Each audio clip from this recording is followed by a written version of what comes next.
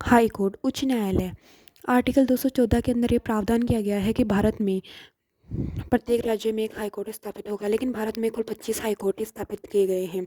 Article 230 के तहत ये प्रावधान किया गया है कि संसद 2 या 2 से अधिक राज्यों के लिए एक संयुक्त हाई कोर्ट की निर्माण कर सकती है। आर्टिकल 231 में प्रावधान किया गया है कि संसद 2 या 2 से अधिक यूनियन टेरिटरीज के लिए भी एक संयुक्त हाई कोर्ट स्थापित कर सकती है।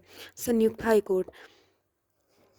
पंजाब हरियाणा हाई कोर्ट, इसमें पंजाब हरियाणा और चंडीगढ़ शामिल है। बॉम्बे हाई कोर्ट, इसमें गोवा, महाराष्ट्र और दमन दीव, दादर नगर हवेली शामिल है।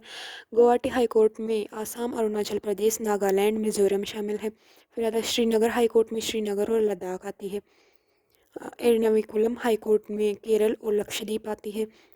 मद्रास हाई कोर्ट में तमिलनाडु और पुडुचेरी आती है। कलकत्ता हाई कोर्ट के अंदर वेस्ट बंगाल और अंडमान एंड निकोबार आती है। दिल्ली एक ऐसा यूनियन टेरिटरी है जिसका खुद का अपना एक हाई कोर्ट है अलग से। हाई कोर्ट एक्ट 1861 के तहत ये प्रावधान किया गया कि भारत में हाई कोर्ट की स्थापना होगी। भारत में 3 हाई कोर्ट की स्थापना की गई। सबसे सर्वप्रथम कलकत्ता हाई कोर्ट 2 जुलाई 1862 को इसकी स्थापना की गई। फिर मद्रास हाई कोर्ट 5 अगस्त 1862 को इसकी स्थापना की गई थी। फिर बॉम्बे हाई कोर्ट 14 अगस्त 1862 को इसकी स्थापना की गई थी। आर्टिकल 216 के तहत ये प्रावधान किया गया कि हाई कोर्ट में न्यायाधीशों की संख्या निर्धारित नहीं होती है। इनकी संख्या का निर्धारण राष्ट्रपति के द्वारा किया जाता है। भारत में सबसे नवीनतम हाई कोर्ट है अमरावती, जो कि आंध्र प्रदेश के लिए बनाया गया था। 1 जनवरी 2019 को सबसे नवीनतम हाई कोर्ट है। हाई कोर्ट में जज बनने के लिए योग्यताएं। सर्वप्रथम पहली योग्यता, वह भारत का नागरिक होना चाहिए। दूसरी योग्यता,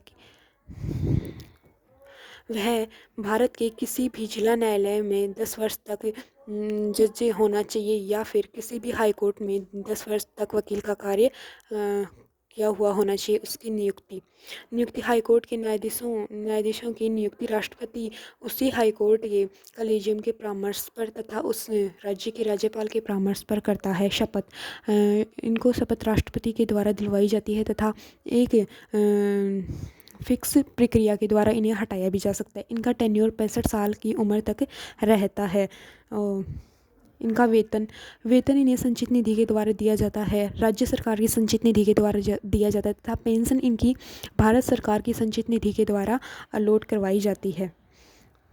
आर्टिकल 220 के अंदर ये प्रावधान किया गया है कि हाई कोर्ट के न्यायाधीश सेवानिवृत्ति के पश्चात उस हाई कोर्ट में जिसमें इन्होंने सेवाएं दी हैं तथा जिला न्यायालयों के अलावा किसी भी सुप्रीम कोर्ट या हाई कोर्ट में सेवाएं दे सकते हैं।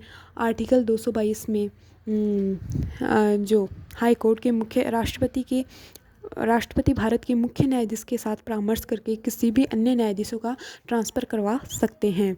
आर्टिकल 215 के अंदर हाई कोर्ट को अभिलेख न्यायालय की संज्ञा दी गई है, क्योंकि हाई कोर्ट के अंदर जितने भी डिसीजंस, मुद्दे और जो निर्णय निकलते हैं उनको अधीनस्थ न्यायालय द्वारा मान्य घोषित किया जाता है। आर्टिकल 226 के तहत हाई कोर्ट को इंजंक्शन रिट जारी करने का अधिकार है। आर्टिकल 227 के तहत हाई कोर्ट का मुख्य न्यायाधीश अपने अधीन आने वाले किसी भी जिला न्यायालय की जांच कर सकता है।